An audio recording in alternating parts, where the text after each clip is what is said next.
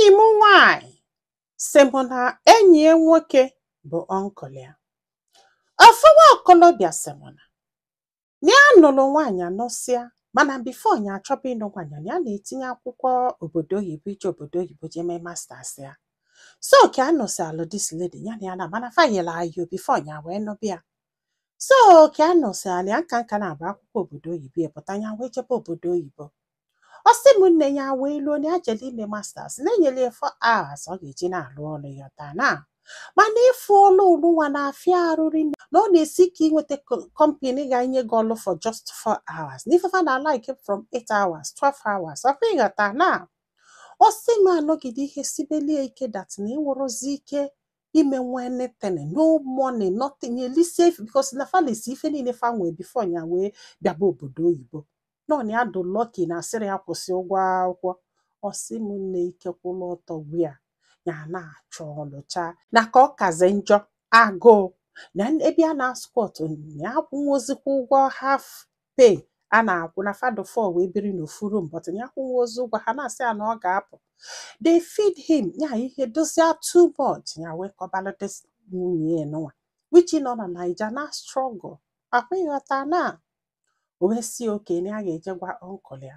ya wee kwalụ wee jekwa ọnkụl ya wee wetakwa ego nye which ya dị surprise ịghọta kịta wee nyebe ya ego ya wee were ego wee kwụba ụgwọ akwụkwọ ịgbagodo na masters bụ just 2 years ya wee gụsịba akwụkwọ ike were ego jee ha yatazi ụlọ ịgbagoro ife niile na-aga aga the lady ya nwunye si a ịnadị ọnkụl si na ya dọ happy na o jere ịgụ akwụkwọ ọ nọzite ọfụma o ji nwayọọ kwụba ịgbagoro ụdị ife anwa. Ọ sị m nne na ya dụ surprise ka ọnkụl ya si wee na-eweta ụdị ego ọ na-eweta ha nke ya ekwu na nwunye ya weta ya gbakwa nkịtị o so ọkwanye anya wee gosizi akwụkwọ nweta ọlụ ịghọta wee lụba ọlụ mebe nnọọ ọfụma bido sendebelụ nwunye ego ihe niile na-aga ọfụma n'ihe anụnwa bụ nwunye ya ha lụbala ezigbo ọlụ na-enye nwunye ego akwa ịghọtago. Nwunye wee nọgide wendụ wee kpọọ ya wee sị na o nwere ife a chọrọ ịgwa ya ya wee sị kedu ihe ọwụ ọ sị na ọ bụrụ na ọ nata n'abalị ka fakali anya no a long story ya wee kwalo ya ka ya jesiela bata o bidogodo ụzọ bebegodo akwa nzado ka nzọ ọ na-ebe akwa ya na-asị kedu ihe ọwụ ya gwa ya ihe ọwụ na ihe sọrọ anya bụrụ na ha ga-agbaghali ya kedu ihe ọwụ o wee sị di ya biko na ya mekwe na alụ ya mere alụ o wee sị kedu alụ o mere o wee sị na that man na-enye ego ya sị na ọnkụl ya na ọ bụkwa na ọnkụl ya na sugar daddy na ihe na-enye ego na mgbe ọ gwara ya nsogbu o nwere ya nwere ike stand ka ibunetie ma na ụjọ mbunetie bụ ihe na-atụ ya ma ụjọ isi na ya anụkata dị ebunete die ịghọtago na this man etego ọ chụbala ya na married man ka ọ bụ ịghọta na so ka ihe anọnwa mere ọ na-achụ ya oge ọbụla ọ na-ekwu ya nkwa ego ya wee kwalụ ya na ya na-agba wee kwụba na onye nwanyeli ego afụ niile ya na-ese ndịrị ya ọkwa ifugo. Ọ sị m nne ike kwụlụ ọtọ gwụ ya o wee bụrụ na this man na ọ na-enye this man ibongi mgbe ọ na-enye ya ego until di ya wee lụba ọlụ ka di elụbazila ọlụ wetebe ego wee sị the man na ya manyezie ibongi man wee sị anọ iwu na ọ ga-enyegide ibongi until o jebe obodo oyibo nọ iwu ka ọ if not na ife a ga-eme ya ama ndosi mma gba afọ na faje hotel na this man nọgide o welu fonu na-esi ya na-asị ya kedu ife ọ na-eseri ọ sị anọ just ya dị lonely ka a na-awa ọchị ya na-arụ ya maka na ya lọvụrụ ya na ya mara na ihe a niile wụ ihe ọ ga-eji wee blakime nọ maka ihe anọ maka ya ji wee kọbali ya bikos na ya na-abụsịla ezigbo okwu wee na-asị ya na ya ga-esendeli ya pictures ya na vidio niile ya mere na hotel na ọ ga-eluzu that man luzukwuo nyanwa akwa ifugo ndị mmadụ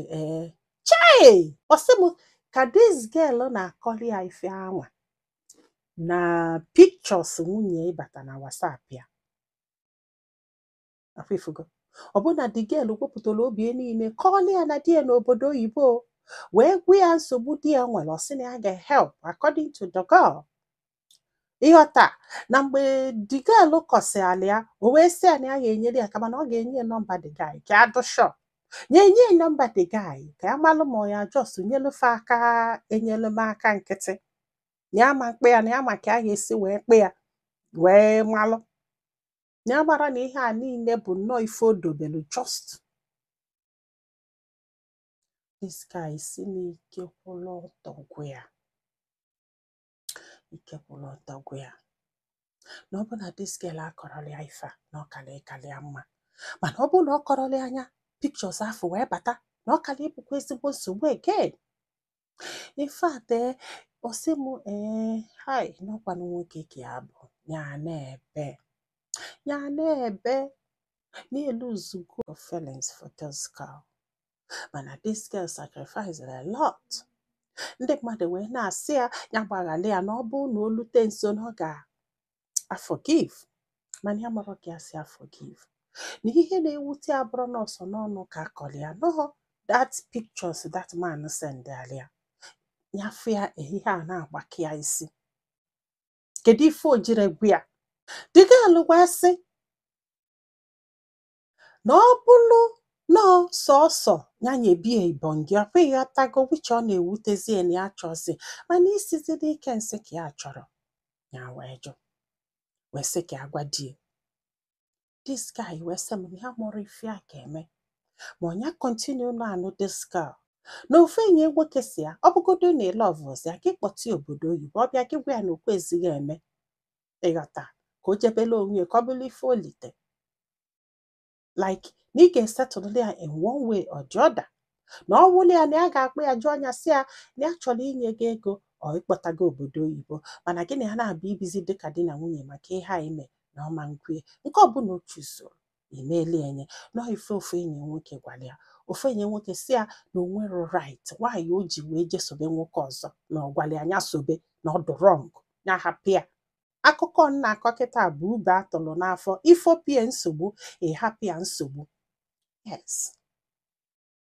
So nwanne m kedu ife ilu ịbụrụ nwoke ị ka ga-anụ this girl ọnya nọba nwunye mụchisi anya ike o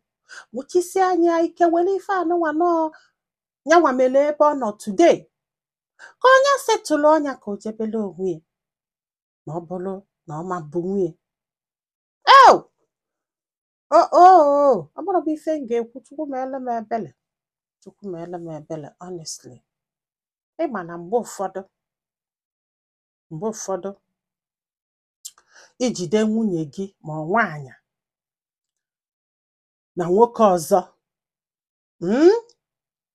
isi na o mere alụ chụpụ ya na ịma nnọsi ya o nwere ike ọ bụrụ nwoke afọ bụ the first nwoke ya na ya na-abụ nọ iwe jidie isi for that na ịma nnọzi iwe gbapụta iwe pụọ wee jee chọta nwaanyị ọzọ nwaanyị afọ ịchọtara ịmaala ebe o si ịmaala nwoke na one sogolu ịmaala ma ha lụrụ 20 ịmaala abụọ na one o megoro o nwere ife ịma maka ya ije ọsọpi aka mechara ya atụọla ọmalụ atụọla ofeke ofenye isi n'ọfịa. Gwa anyị ife ilo na comment section maka na ọ ga-enyere this man aka iji ma ife ọ ga-eme ma nyekwasịalụ m aka tụsa ozi a ka olu ndị ọzọ ntị ndị be anyị daalụnụ ka ọ dị n'ụbọchị ọzọ.